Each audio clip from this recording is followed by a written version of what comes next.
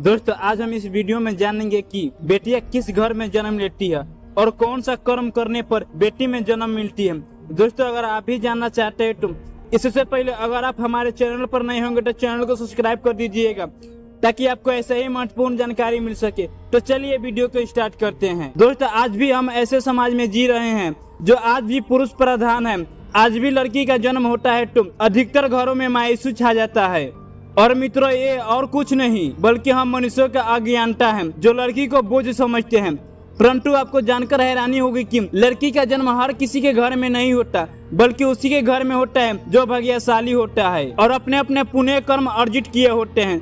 और आज हम आपको यही बताने जा रहे हैं कि भगवान कैसे घरों में लड़की का जन्म लेने के लिए चुनते हैं और कौन से पुण्य कर्म है जिसकी वजह से कोई भी इंसान बेटी का माँ बाप बनता है। दोस्तों भगवान श्री कृष्ण से अर्जुन पूछते हैं कि मानो किन कर्मों के कारण किसी के घर में पुत्री या धन की प्राप्ति होती है, अर्थात कैसे घरों में बेटिया का जन्म होता है। तब श्री कृष्ण अर्जुन से कहते हैं कि हे पार्थ, अगर किसी के घर बेटे भागे होते हैं तो बेटिया सौभाग्य से, और जो भी स्त्री या पुरुष अपने पूरे जन्म में पुण्य कार्य किए होते हैं उन्हीं ही एक बेटी के माता पिता होने का सौभाग्य प्राप्त होता है। बेटियों को जन्म लेने के लिए उन्हीं घरों को चुना जाता है जो बेटियों का भार सहन कर सके, क्योंकि तीनों लोक में स्त्री अर्थात बेटियां ही ऐसी होती है जिसका भार हर कोई सहन नहीं कर सकता। वो बेटियां ही होती है जो इस सृष्टि को नियंत्रण चलाए रखती है, माँ होने के लिए अपना सर्वस्व निछावर कर देती है। पर जिस दिन इस सृष्टि में बेटिया का जन्म लेना रुक जाएगा उस दिन से इस सृष्टि का धीरे धीरे अंत होना शुरू हो जाएगा।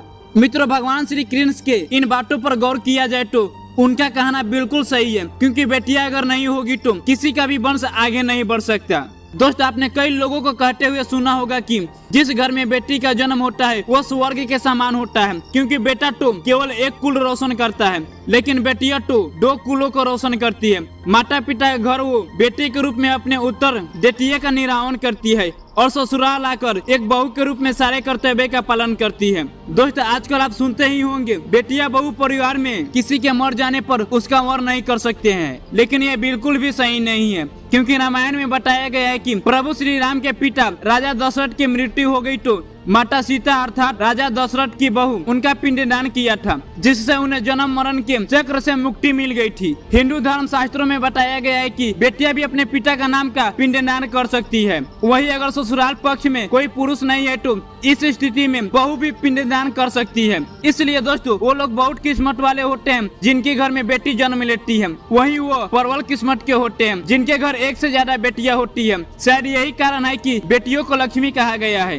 दोस्तों बहुत सी लोगों की सोच यही होती है कि बेटियां तो बिना समय गवाए और इस पर पढ़ाई पर पैसे लगाए जल्द से जल्द शादी कर दूं, लेकिन ये सोच एक बेटी के भविष्य को बर्बाद कर देती है। जरा सोचिए एक बच्ची के मन में कितने सपने होते हैं, उसे कुछ करना होता है लेकिन ये सपने सिर्फ सपने ही रह जाते हैं। इसलिए अपनी बेटियों को सपने पूरा करने दे, उन्हें जीवन में हर वो खुशी दो जो उन्हें मिलनी चाहिए।